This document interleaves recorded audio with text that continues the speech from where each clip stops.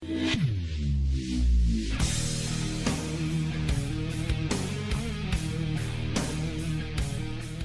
yang lalu, 10 Oktober, kita baru saja merayakan Hari Kesehatan Mental Sedunia. Kesehatan mental itu kan kita selalu bicara tentang personal, kita selalu bicara tentang pribadi.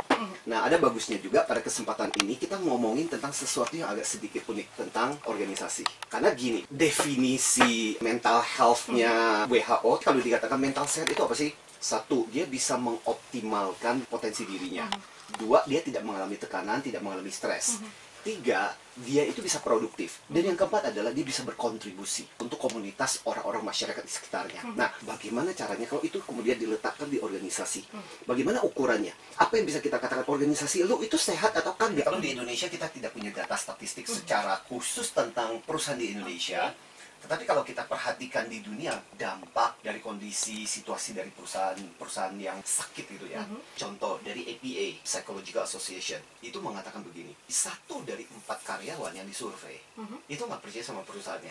Wow. Dan merasa bahwa perusahaannya gue tuh nggak sehat gitu. Bayangkan, bisa jadi nggak punya pilihan, pergi juga susah, akhirnya tetap bertahan di situ, meskipun perasaan nggak nyaman. Kemudian dari Fordham University, lebih lucu lagi, karena yang ditanya adalah para manajer. 50% manajer yang disurvei, itu merasa bahwa atasannya itu bermasalah. Jadi merasa bahwa gue tuh bekerja under bos gue tuh punya problem, tapi ya itu tetap stay gitu. Terus Harvard sampai mengatakan begini, di lingkungan yang toksik, lingkungan yang bermasalah, organisasi yang gak sehat itu bikin sampai orang akhirnya kemudian nggak betah, dan biaya keluar orang per orang itu sampai 12.000 per orang. Setiap kali keluar masuk itu 12.000, dan itu dampaknya kepada organisasi. Nah, di organisasi yang nggak sehat, akhirnya 46%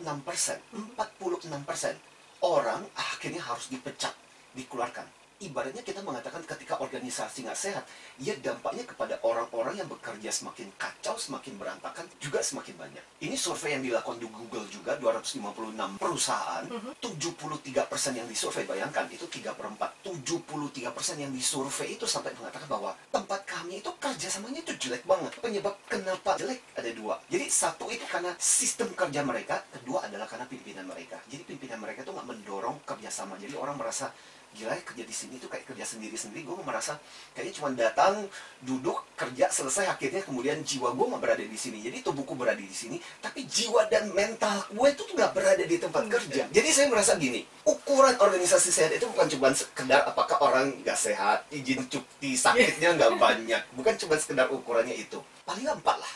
Pertama-tama finansial. Kebayang nggak sih organisasi merugi terus-menerus itu kan bukan organisasi yang sehat juga. Bisa juga lihat dari spiritual.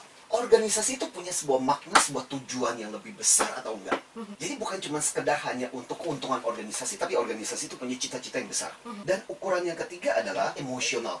Gimana sih perasaan dari orang-orang yang bekerja di sana? Happy nggak sih? Bahagia nggak sih? Puas nggak sih? Nah, ukuran yang lain adalah ukuran sosial. Interaksinya gimana? Orang saling nikam, nggak banyak konflik, orang menikmati interrelasi. Jadi orang merasa bahwa datang ke kerja, ye, gue datang ke tempat kerja, nanti akan ketemu sama ada Mbak Tasya. Semangatnya luar biasa. Ketika pulang kerja, rasanya aku menunggu besok ke tempat kerja dan aku menikmati. Artinya apa? Kita menikmati sosial. Sebenarnya kalau mau ditambah boleh 1 lagi sih. Jadi ukurannya ada jadi 5 gitu. Mental. Artinya organisasi itu juga terus-menerus belajar.